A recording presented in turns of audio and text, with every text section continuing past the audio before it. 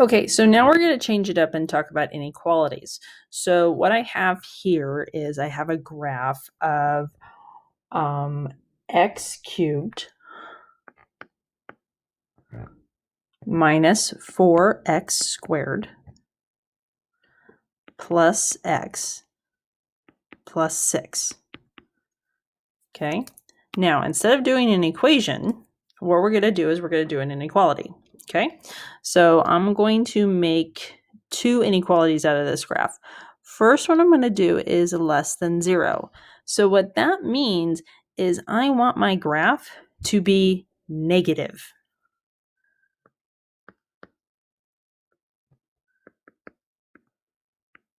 So I look at the graph in Desmos and ask myself, where is this graph negative?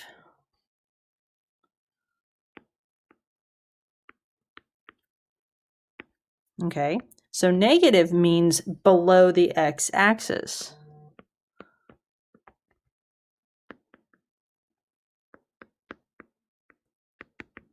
Okay, so I'm going to look at my graph, and I look like I am below the x-axis right here and right here. Okay, so now I need to figure out how to write that solution out in an inequality or interval notation. Okay, so it looks like my graph is less than 0 or negative to the left of -1.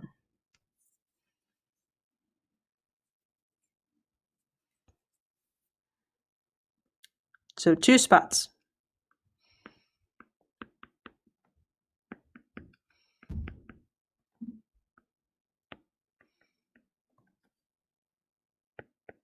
Okay, so first spot is to the left of the -1, and then the second spot, it looks like it's between 2 and 3.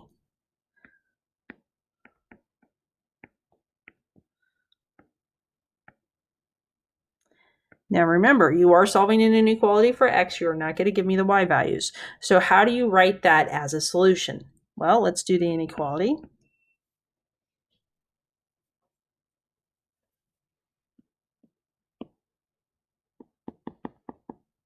So it would be x is less than -1 or 2 is less than x, which is less than 3. So that would be an inequality notation. Okay, for an interval notation, which is a little bit more popular for these, okay, it would look like this. Now, the reason I know I'm using parentheses is because my initial inequality is a less than. Okay? All right. So if you can graph it, and if you have a graph that is fairly easy to read, then by all means, go ahead and graph. Okay?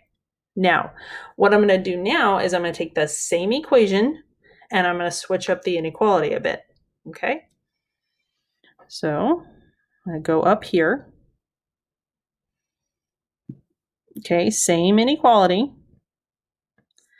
So we're going to have x cubed minus 4x squared plus x plus 6. Now, before I did less than 0. This time I'm going to do greater than or equal to 0. So we're going to use the same graph. Okay.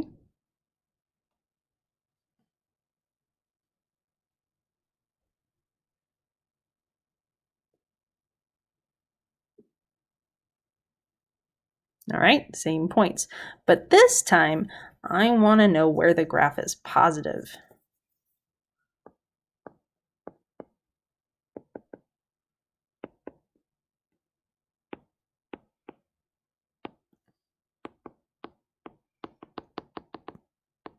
Or above the x-axis.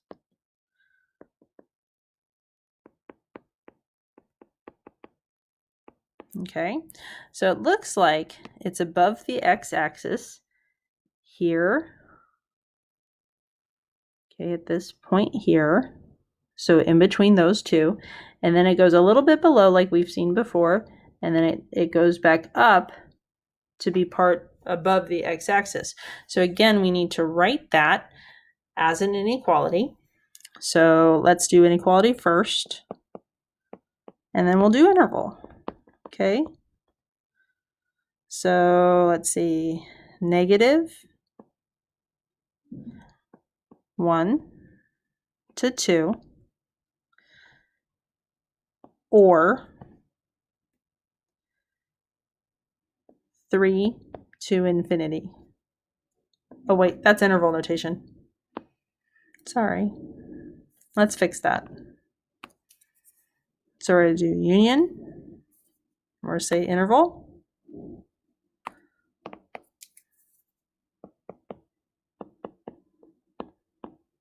Okay, now let's do inequality.